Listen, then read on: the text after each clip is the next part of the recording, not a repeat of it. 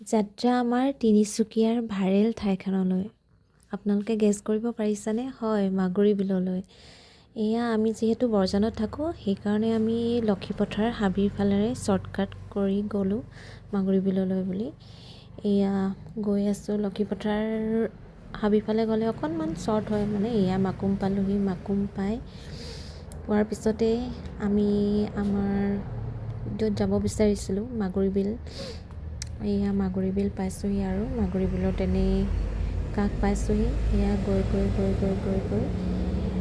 এয়া দলঙৰ মাজেৰে আকৌ এয়া হাবিৰ মাজেৰে আমি পাৰ হৈ সেই আৰু লাহে লাহে গৈ আছোঁ।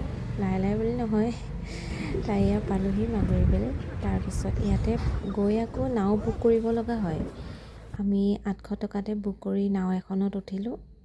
এই পানী চুই খুব সুন্দৰ পৰিৱেশ আৰু চাৰিওফালে মানে প্ৰকৃতিৰ কি বিনন্দী আৰু এইফালে হাঁহ আৰু ইয়ালৈ মানে কি হয়, বিভিন্ন ধৰণৰ চৰাই আহে ইয়াত। আচলতে ঠাইডোখৰত ইয়াত আৰু ফৰেইনাৰবোৰো আহে ইয়াৰ পৰিৱেশ উপভোগ কৰিবলৈ আৰু বিভিন্ন ধৰণৰ চৰাইৰ থলী ইয়াত। চৰাইবোৰ ইয়াত খুব ভাল পায়।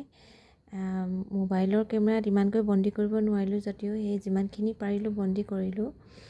আৰু কি ক'বা আৰু গোটেইখন ভেট ফুলৰ পৰা গোটেই বিলখন মানে একেবাৰে গুলপীয়া হৈ আছে। ৰাতিপুৱা সোনকালে আহিলে আচলতে ইয়াৰ ৰূপটো আৰু ধুনীয়া হৈ পৰে। তো আমাৰ অকণমান যোৱাত পলম হ'ল। আৰু এই ঠাইখনৰ কাষতে আকৌ এইখন ওচৰৰ গাঁৱৰ এইবোৰ গৰু চৰিবৰ কাৰণেও খুব সুবিধা হয়। বিলৰ পাৰত গৰুবোৰ চৰিবৰ বাবেও সুবিধা আছে।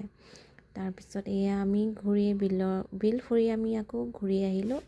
এয়া বিভিন্ন ঠাইৰ পৰা আহিছে পিকনিকলৈ বুলি।